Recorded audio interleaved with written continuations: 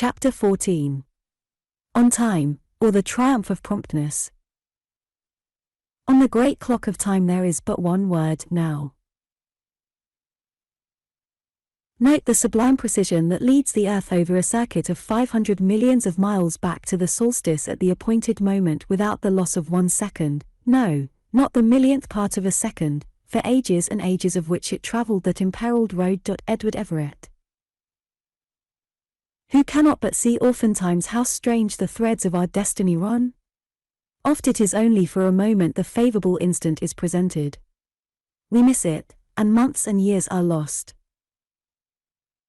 By the street of by and by one arrives at the house of never. Cervantes. Lose this day by loitering, will be the same story tomorrow, and the next more dilatory. Let's take the instant by the forward top. Shakespeare. Haste, post, haste. Haste for thy life, was frequently written upon messages in the days of Henry VIII of England, with a picture of a courier swinging from a gibbet. Post offices were unknown, and letters were carried by government messengers subject to hanging if they delayed upon the road. Even in the old, slow days of stagecoaches, when it took a month of dangerous travelling to accomplish the distance we can now span in a few hours, unnecessary delay was a crime. One of the greatest gains civilization has made is in measuring and utilizing time. We can do as much in an hour today as they could in 20 hours 100 years ago. Delays have dangerous ends. Caesar's delay to read a message cost him his life when he reached the Senate House. Colonel Roll, the Hessian commander at Trenton, was playing cards when a messenger brought a letter stating that Washington was crossing the Delaware. He put the letter in his pocket without reading it until the game was finished, when he rallied his men only to die just before his troops were taken prisoners. Only a few minutes' delay, but he lost honor, liberty, life. Success is the child of two very plain parents, punctuality and accuracy. There are critical moments in every successful life when if the mind hesitate or a nerve flinch all will be lost. Immediately on receiving your proclamation, wrote Governor Andrew of Massachusetts to President Lincoln on May 3, 1861, we took up the war, and have carried on our part of it, in the spirit in which we believe the administration and the American people intend to act, namely, as if there were not an inch of red tape in the world. He had received a telegram for troops from Washington on Monday, April 15. At 9 o'clock the next Sunday he said, all the regiments demanded from Massachusetts are already either in Washington, or in Fortress Monroe, or on their way to the defense of the capital.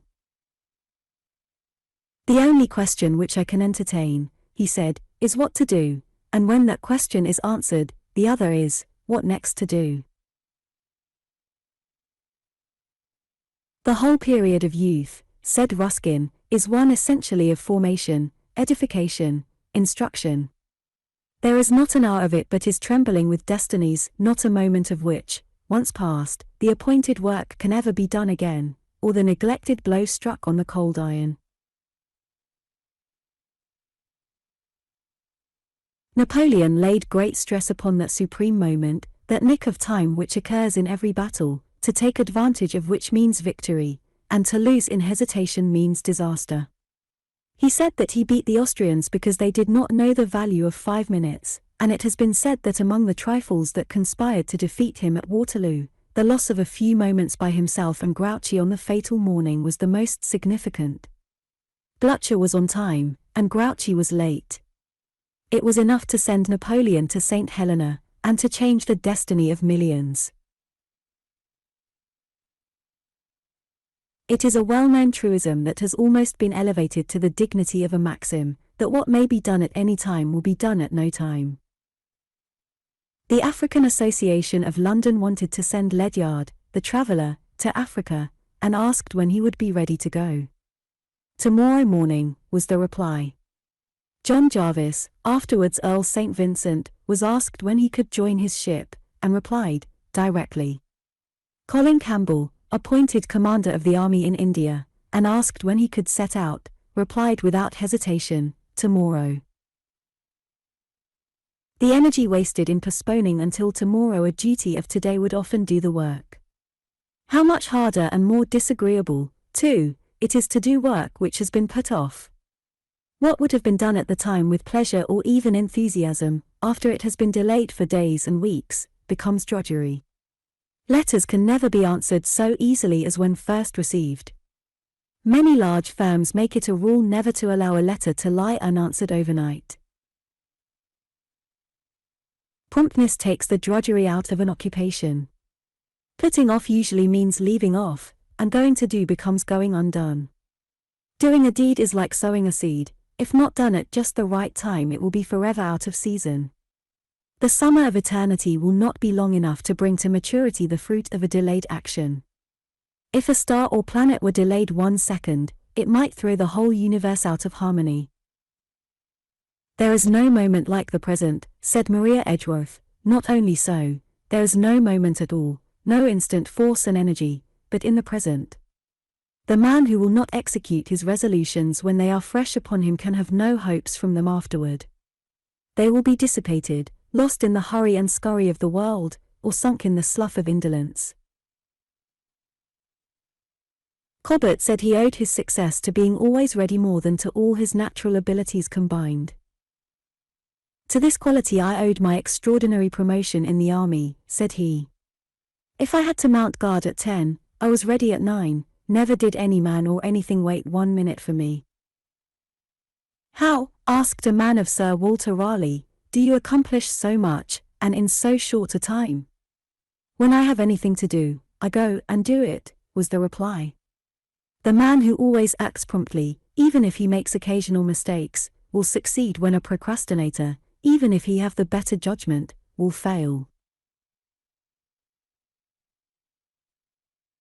When asked how he managed to accomplish so much work, and at the same time attend to his social duties, a French statesman replied, I do it simply by never postponing till tomorrow what should be done today. It was said of an unsuccessful public man that he used to reverse this process, his favorite maxim being never to do today what might be postponed till tomorrow. How many men have dawdled away their success and allowed companions and relatives to steal it away 5 minutes at a time? Tomorrow, didst thou say? Asked Cotton. Go tell I will not hear of it. Tomorrow, 'tis a sharper who stakes his penury against thy plenty, who takes thy ready cash and pays thee naught but wishes, hopes, and promises, the currency of idiots. Tomorrow. It is a period nowhere to be found in all the hoary registers of time, unless perchance in the fool's calendar. Wisdom disclaims the word, nor holds society with those that own it. 'Tis fancy's child, and folly is its father, wrought of such stuffs as dreams are, and baseless as the fantastic visions of the evening. Oh, how many a wreck on the road to success could say, I have spent all my life in pursuit of tomorrow, being assured that tomorrow has some vast benefit or other in store for me. But his resolutions remained unshaken. Charles Reade continues in his story of Noah Skinner, the defaulting clerk, who had been overcome by a sleepy languor after deciding to make restitution. By and by, waking up from a sort of heavy doze, he took, as it were, a last look at the receipts, and murmured, My head, how heavy it feels. But presently he roused himself, full of his penitent resolutions, and murmured again, brokenly, I'll take it to Pembroke Street tomorrow. The morrow found him, and so did the detectives, dead. Tomorrow. It is the devil's motto. All history is strewn with its brilliant victims, the wrecks of half-finished plans and unexecuted resolutions. It is the favorite refuge of sloth and incompetency. Strike while the iron is hot, and make hay while the sun shines, are golden maxims. Very few people recognize the hour when laziness begins to set in. Some people it attacks after dinner, some after lunch, and some after 7 o'clock in the evening. There is in every person's life a crucial hour in the day, which must be employed instead of wasted if the day is to be saved. With most people the early morning hour becomes the test of the day's success. A person was once extolling the skill and courage of Mayenne in Henry's presence. "You are right," said Henry, "he is a great captain, but I have always 5 hours start of him." Henry rose at 4 in the morning, and Mayenne at about 10. This made all the difference between them. Indecision becomes a disease and procrastination is its forerunner. There is only one known remedy for the victims of indecision, and that is prompt decision. Otherwise the disease is fatal to all success or achievement. He who hesitates is lost. A noted writer says that a bed is a bundle of paradoxes. We go to it with reluctance, yet we quit it with regret. We make up our minds every night to leave it early, but we make up our bodies every morning to keep it late. Yet most of those who have become eminent have been early risers. Peter the Great always rose before daylight. "I am," said he, "for making my life as long as possible, and therefore sleep as little as possible." Alfred the Great rose before daylight. In the hours of early morning Columbus planned his voyage to America, and Napoleon his greatest campaigns. Copernicus was an early riser, as were most of the famous astronomers of ancient and modern times. Bryant rose at 5, Bancroft at dawn, and nearly all our leading authors in the early morning. Washington, Jefferson, Webster, Clay, and Calhoun were all early risers. Daniel Webster used often to answer 20 to 30 letters before breakfast. Walter Scott was a very punctual man. This was the secret of his enormous achievements. He rose at 5. By breakfast time he had, as he used to say, broken the neck of the day's work. Writing to a youth who had obtained a situation and asked him for advice, he gave this counsel: "Beware of stumbling over a propensity which easily besets you from not having your time fully employed, I mean what the women call dawdling. Do instantly whatever is to be done, and take the hours of recreation after business, never before it." Not too much can be said about the value of the habit of rising early. 8 hours is enough sleep for any man. Very frequently 7 hours is plenty. After the 8th hour in bed, if a man is able, it is his business to get up, dress quickly, and go to work.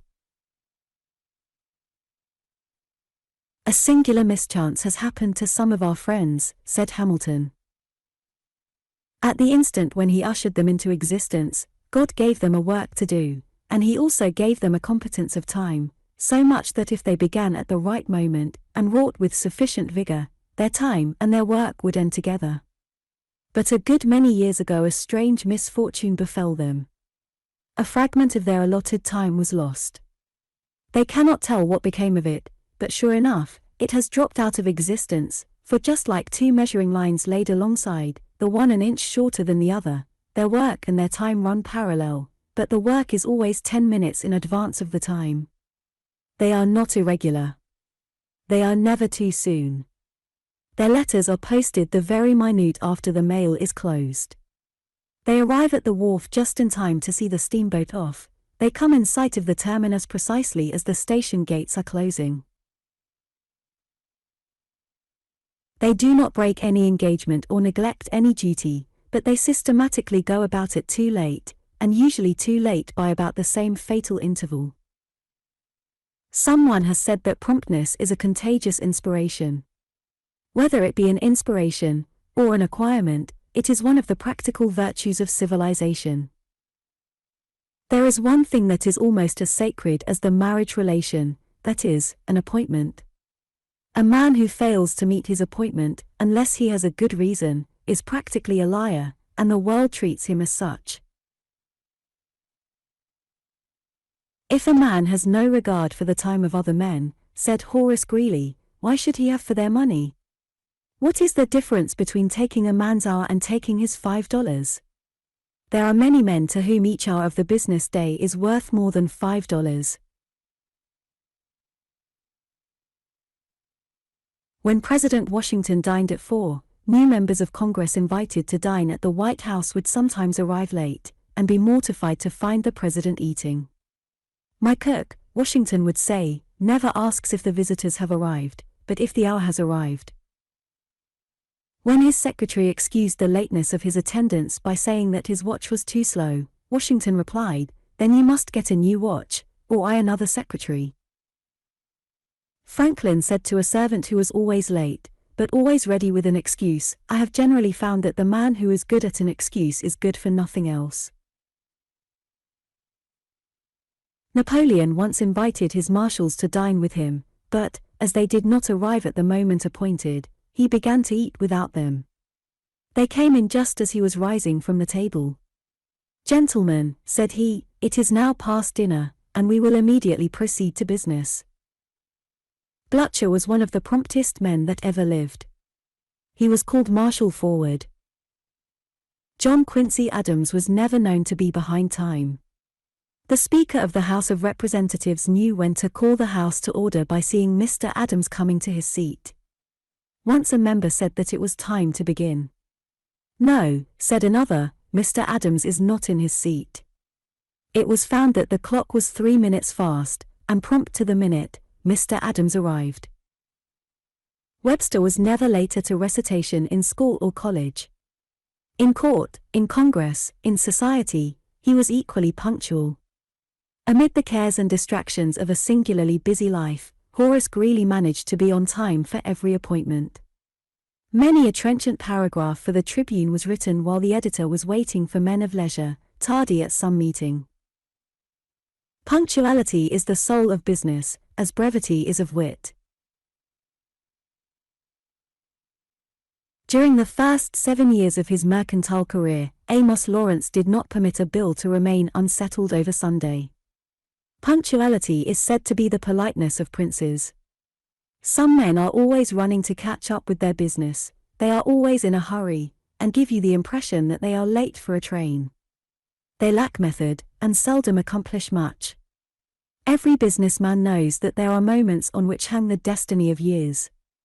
If you arrive a few moments late at the bank, your paper may be protested and your credit ruined. One of the best things about school and college life is that the bell which strikes the hour for rising, for recitations, or for lectures, teaches habits of promptness.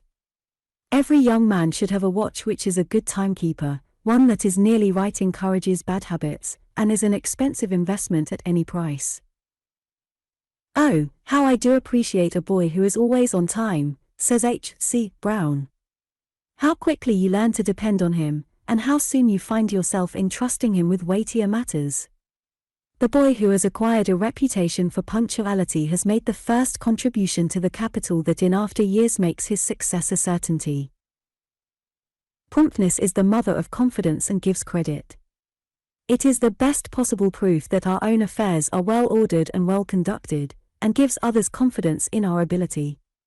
The man who is punctual, as a rule, will keep his word, and may be depended upon.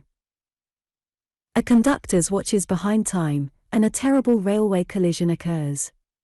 A leading firm with enormous assets becomes bankrupt, simply because an agent is tardy in transmitting available funds, as ordered. An innocent man is hanged because the messenger bearing a reprieve should have arrived 5 minutes earlier. A man is stopped 5 minutes to hear a trivial story and misses a train or steamer by 1 minute. Grant decided to enlist the moment that he learned of the fall of Sumter. When Buckner sent him a flag of truce at Fort Donelson, asking for the appointment of commissioners to consider terms of capitulation, he promptly replied, "No terms except an unconditional and immediate surrender can be accepted. I propose to move immediately upon your works." Buckner replied that circumstances compelled him to accept the ungenerous and unchivalrous terms which he proposed. The man who, like Napoleon, can on the instant seize the most important thing and sacrifice the others, is sure to win. Many a wasted life dates its ruin from a lost 5 minutes. Too late can be read between the lines on the tombstone of many a man who has failed. A few minutes often makes all the difference between victory and defeat, success and failure.